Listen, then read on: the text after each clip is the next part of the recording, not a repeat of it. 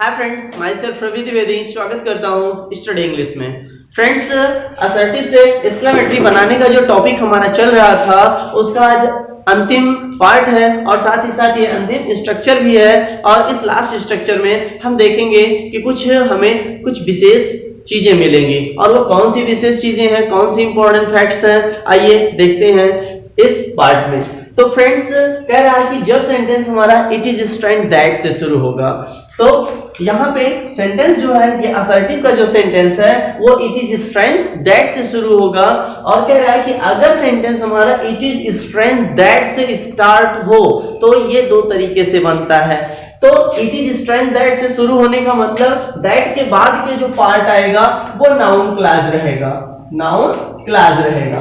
और noun clause में क्या पाया जाएगा? नाउन क्लॉज में मेनली एक सब्जेक्ट होगा, एक वर्ब होगी, हेल्पिंग वर्ब है, हेल्पिंग वर्ब के बाद आपका वर्ब होगा, वर्ब के बाद आपका अदर होगा। इतनी चीजें आपके नाउन क्लॉज में पाई जाएंगी।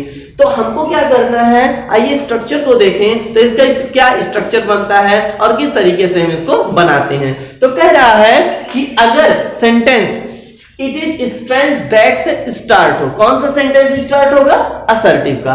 असर्टिव का सेंटेंस यदि इट इज स्ट्रेंथ दैट से स्टार्ट हो तो इसके दो स्ट्रक्चर बनेंगे। कौन से बनेंगे? हमें नाउन क्लॉज में दो चीजों को देखना है। पहली चीज तो हमको शुड को देखना है और दूसरी चीज शुड बी को देखना है। तो कह रहा है फ्रेंड्स कि अगर sentence it is strength that से शुरू हो और नाउन क्लॉज में शुड आया हो तो उसका दूसरा स्ट्रक्चर बनेगा, बट अगर शुड भी आया हो तो उसका दूसरा स्ट्रक्चर बनेगा। तो आइए देखते हैं पहले कि शुड के आने पर क्या होता है।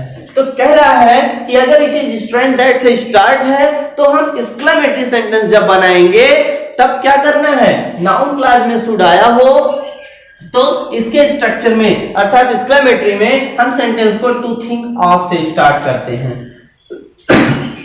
मतलब अगर इट इज स्ट्रेंथ दैट से शुरू है और एक्सक्लेमेटरी बना रहे हैं तो इट इज स्ट्रेंथ दैट को हटा देना है और सेंटेंस को टू थिंक ऑफ से स्टार्ट कर देना है। तो टू थिंक ऑफ से स्टार्ट करने के बाद हमें और क्या करना है? तो फ्रेंड्स, इसको आज हमेशा याद रखना इसमें कि जब इट इज स्ट्रेंथ दैट से स्टार्ट होगा तो एक्सक्लेमेटरी बनाते समय हमेशा जो भी चेंजिंग होगी वो नाउन क्लॉज में होगी। क्यों?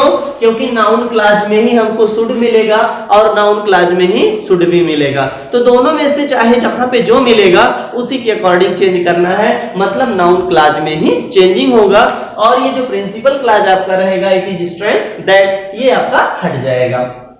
तो देखते क्या है कह रहा है अगर नाउन क्लॉज में शुड आया हो तो शुड के आने पे इट इज स्ट्रेंथ दैट को हटा करके टू थिंक ऑफ का यूज करते हैं। और टू थिंक ऑफ का यूज करने के पश्चात नाउन क्लॉज का जो सब्जेक्ट होगा उसे पॉजेसिव केस में बदल देंगे। कह रहा है possessive case of the subject. और किसका सब्जेक्ट है ये? देखिए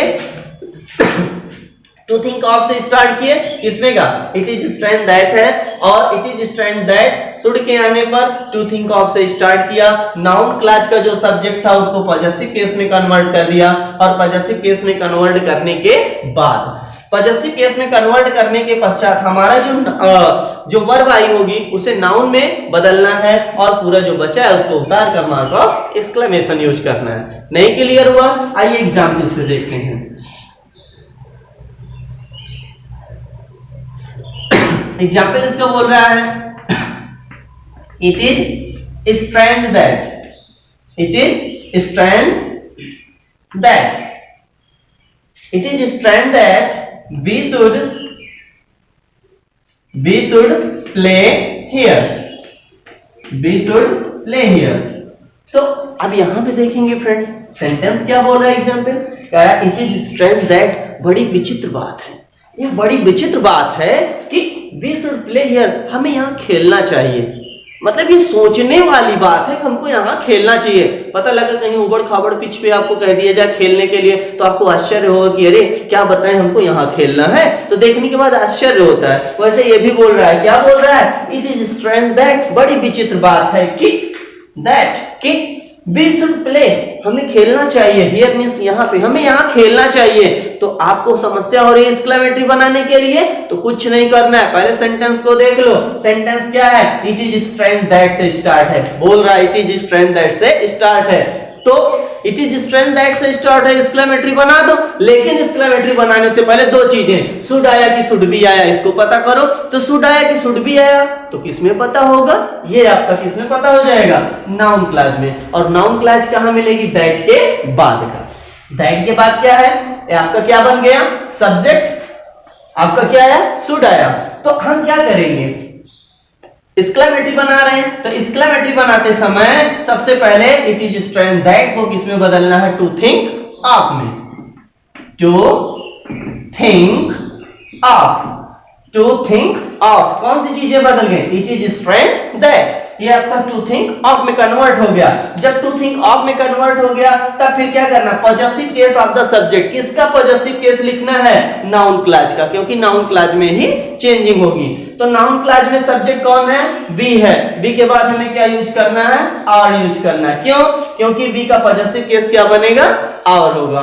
तो ये बी का आर हो गया। फिर कह रहा है नाउन यूज करो। क्यों नाउन कह रहा है?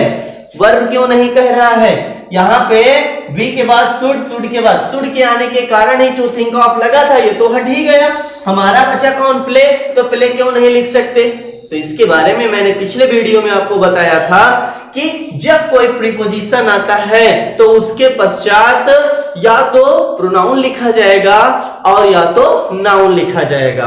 और जब वर्ब आई होगी और सब्जेक्ट दोनों आया हो तो सब्जेक्ट को पॉजेसिव केस में कन्वर्ट कर देते हैं और साथ ही साथ जो वर्ब होती है उसे नाउन में कन्वर्ट कर देते हैं। तो क्या हो रहा है? बी है, बी का पॉजेसिव केस क्या हो गया? आवर हो गया। क्योंकि ऑफ के बाद बी हम नहीं लिख सकते हैं, लिख सकते हैं तो अस लिख सकते हैं और या तो और। लेकिन आर लिखेंगे तो उसके पश्चात हमें नाउन लाना पड़ेगा और नाउन किससे बनाएंगे? वर्ब से। तो आर के पश्चात वर्ब है प्ले, तो प्ले को नाउन में कन्वर्ट करो। नहीं बन रहा है प्ले का कोई नाउन। तो जब कोई चीज ना बने तो एक सबसे बढ़िया ब्रह्मास्त्र होता है कि जो वर्ब हो उसमें आईएनजी ऐड कर दो। वो भी किस फॉर्म में? फर्स्ट फॉर्म में। जब वर्ब की फर्स्ट फॉर्म में आईएनजी ऐड कर दिया जाता है तो ऑलरेडी वो नाउन में कन्वर्ट हो जाता है। तो आर के पश्चात प्ले है तो प्ले में आईएनजी ऐड करेंगे तो क्या बनेगा? प्लेइंग। और उसके बाद हो जाएगा हियर मार्क एक्सक्लेमेशन। ये आपका सेंटेंस बन गया। आइए देखते हैं इसी का दूसरा सेंटेंस।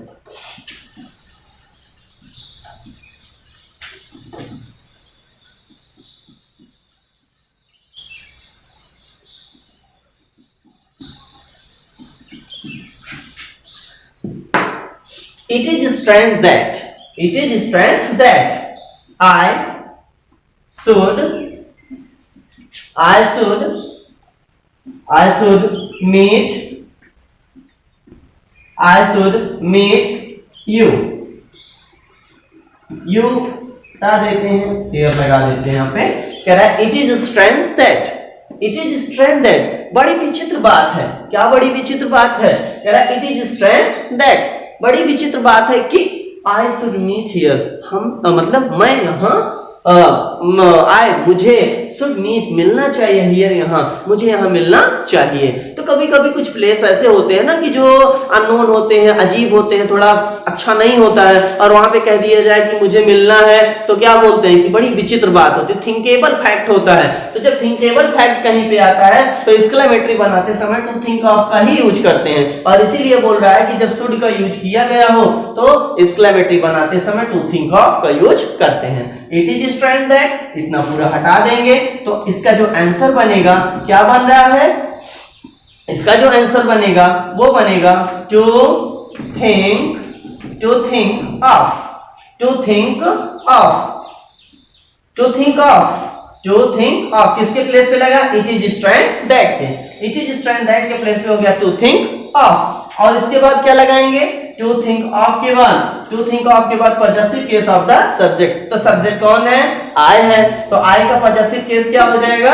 माई हो गया। शुड हटेगा ही, फिर बचा क्या? मीट। मीट को नाउन में कन्वर्ट करेंगे, नहीं बन रहा है मीट का, तो इसलिए मीट में क्या ऐड करेंगे? आईएनजी। तो बन क्या जाएगा ये? Meeting. Meeting here, meeting here, mark of exclamation.